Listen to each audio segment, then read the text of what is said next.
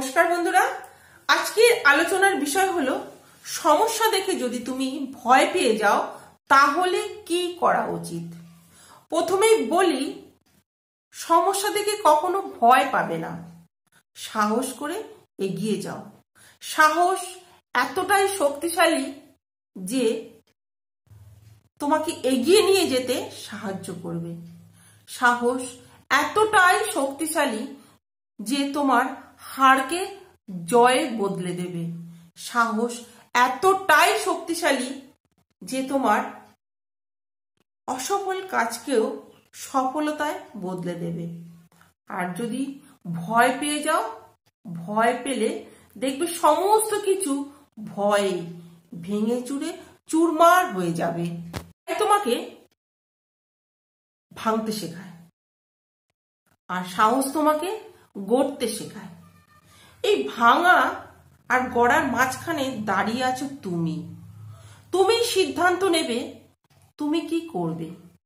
ভয় পেয়ে পিছিয়ে যাবে না সাহস করে এগিয়ে যাবে। যদি পিছিয়ে আসতে হয় তাহলে তুমি বাঘের মতন হও।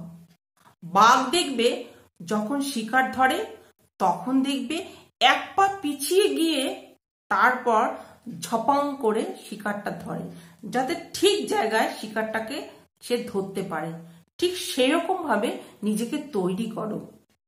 আমাদের জীবন কিন্তু একটা, যে সময়টা চলে যাচ্ছে সেই সময়টা কিন্তু আর ফিরে আসবে না। তাই এই যে সময়টা আছে সেই সময়টাকে আমরা কি করব, সেটা আমরা সাহস করে এগিয়ে যাব।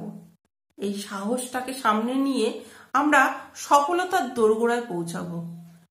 আমরা একবার হারবো, দুবার হারবো, তিনবার হারবো, কিন্তু আমরা একদিন না একদিন ঠিক জিতবই।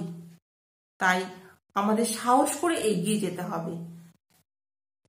জীবন কোনো ভাগ্যের খেলা নয়, জীবন তো হলো কর্মের খেলা। তাই তুমি যেরকম কর্ম করবে ঠিক ভাগ্যটাও ঠিক সেরকম হবে। তাই তার জন্য তোমাকে ভাগ্য দোহাই না দিয়ে তুমি কর্ম শুরু করে দাও। দেখবে এই কর্ম করতে করতেই তবেই তোমার জীবনে আসবে সফলতা। এটাই তোমাকে ভগবান তোমাকে গিফট হিসাবে দেবে, এই সফলতাকে। যদি তুমি এরকম পরাজিত ব্যক্তি হয়ে থাকো তাহলে আজ থেকেই শুরু করে দাও। সাহস করে এগিয়ে চলো। ঠিক তুমি একদিন না একদিন জীবনে সাহস করে সফলতার দোরগোড়ায় পৌঁছাতে পারবে। ঠিক পারবেই পারবে। তো চলো বন্ধুরা, আজকে এইটুকু বললাম। যদি ভালো লাগে তো অবশ্যই লাইক কমেন্ট করো। নমস্কার।